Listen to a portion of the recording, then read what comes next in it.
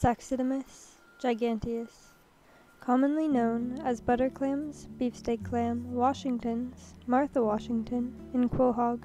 I'd like to start with a significant Salish Sea story from the Samish nation. There is a beautiful tale associated with shellfish and their importance to the first peoples of the northwest coast.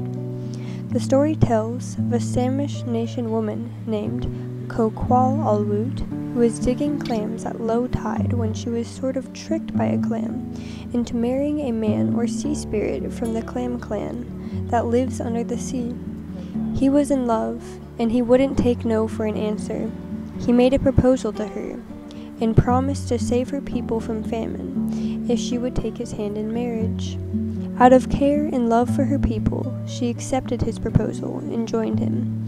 And ever since, because of her great efforts and sacrifice, there has always been a plentiful variety of shellfish and all sorts of life within the waters. The story takes place in Deception Pass, and it is said that if you look down into the water, you can spot her hair drifting with the currents. Butter clams are native to the protected bays and estuaries from the Aleutian Islands in Alaska to mid-California. They can be found in a wide variety of substrates, even muddy rocks, though they prefer high salinity sand, shell, or gravel beaches. They live about 6 to 12 inches down in the substrate, though they are quite excellent burrowers and can be found as deep as 50 feet below the low tide. There are also sea gardens, a place where clams are gardened. To quote, First Nations people created an optimal habitat for clams by modifying the beach. These clam gardens are a food source for both people and animals. They provide food security as they are a food source that can be readily harvested when needed. With time, and as the sea gardens are maintained, sand and broken shells accumulate and provide the ideal habitat for clam growth, where production rates are higher. Sea gardens are once again becoming more common. To harvest shellfish, you'll need to have a license and learn your local harvesting rules. Harvesting seasons vary by beach, so you have to check park and state regulations. Check for beach closures and make sure your harvesting site of choice is both open and safe. In warmer seasons especially, you must be wary of red tide, which is an algal bloom that produces toxins that can contaminate shellfish. So basically, clams are open to harvest whenever they're non-toxic and legal, and you'll want to harvest at low tide. Once you get a good spot on the beach, there are certain things to look for.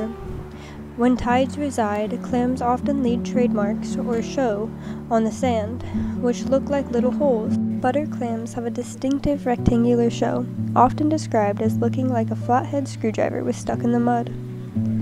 To harvest, dig around the show, coming in from the side, and not straight down on, to avoid slicing off the neck or breaking the shell. When you've dug almost to the depth of the clam, feel around gently with the shovel or your hand so you don't break the shell. A clam with a broken shell is still good, though it can have very sharp edges.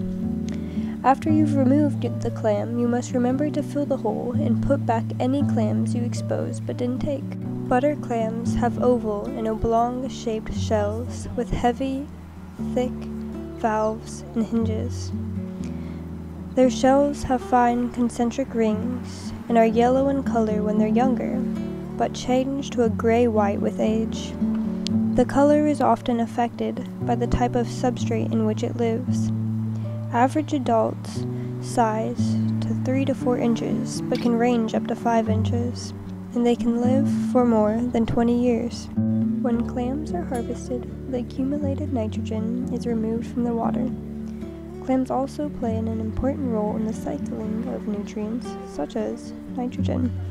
The nitrogenous waste, or urine, from clams can be used by phytoplankton as a source of nitrogen. Clams are a great source of food for both animals and humans. You can eat clams raw, you can steam them, add them into pastas, cook them into chowders, and much more. Clams are full of omega-3 fatty acids, which may reduce the risk of heart disease by lowering blood triglyceride levels. Clams are also a powerful natural source of zinc, which plays an important role in supporting male reproductive health. It is a key nutrient in the production of testosterone and healthy sperm. In traditional Chinese medicine, clamshells were sometimes utilized. Clamshells have both salty and cold properties and are associated with the kidney, lung, and stomach.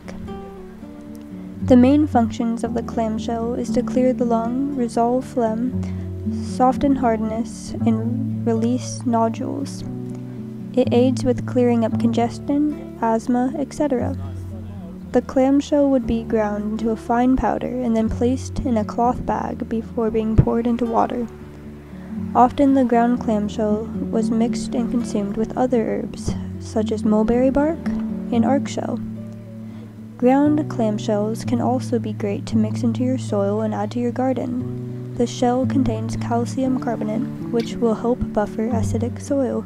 This is a nutrition label for a 3-ounce serving of steamed clams. Clams are low in fat and high in protein, with an above-average amount of healthful minerals such as selenium, zinc, iron, and magnesium, and vitamins A, B, and C. A 3-ounce serving of steamed clams provides 130 calories and 22 grams of protein. To steam clams, you first fill a pot with 1 to 2 inches of water and bring it to a boil. Once at a boil, you then add the clams to the pot, put on a lid, and lower the temp to medium heat. You steam them for 7 to 8 minutes or until the shells open up. People most often purge their clams before eating them. To purge clams means to clean them by allowing them to filter out the sand and grit they've accumulated over time by letting them sit. You simply let the clams stand in cold salt water, which should be changed daily. This process normally takes 2 to 3 days, and some people add cornmeal to speed it up. There is also a second method as well, where you soak your clams in tap water. This process can take as little as 20 minutes and seems to be the most commonly used. I chose to make a chowder, or as I like to call it in my recipe, a butter clam bisque. This recipe gives about 10 servings.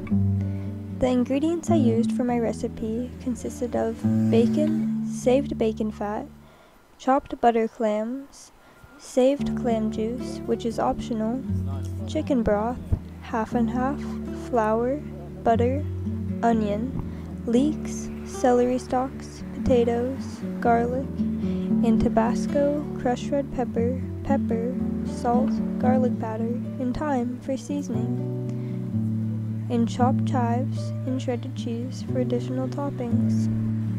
First, bake your bacon on a baking sheet with foil at 400 for 15 to 20 minutes. Once done, chop up the bacon and separate the fat to save it for later use. Next, chop up leeks, celery, onion, potatoes, clams, and mince the garlic. Save 1 cup of clam juice if you desire.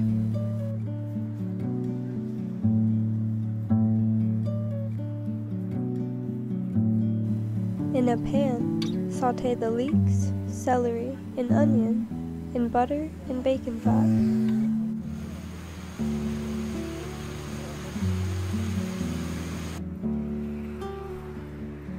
In a separate pot, boil the broth with the potatoes and clams.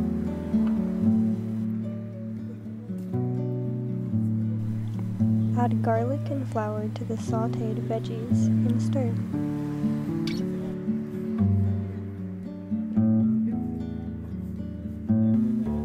Then add the now floured veggie mixture to the pot with broth.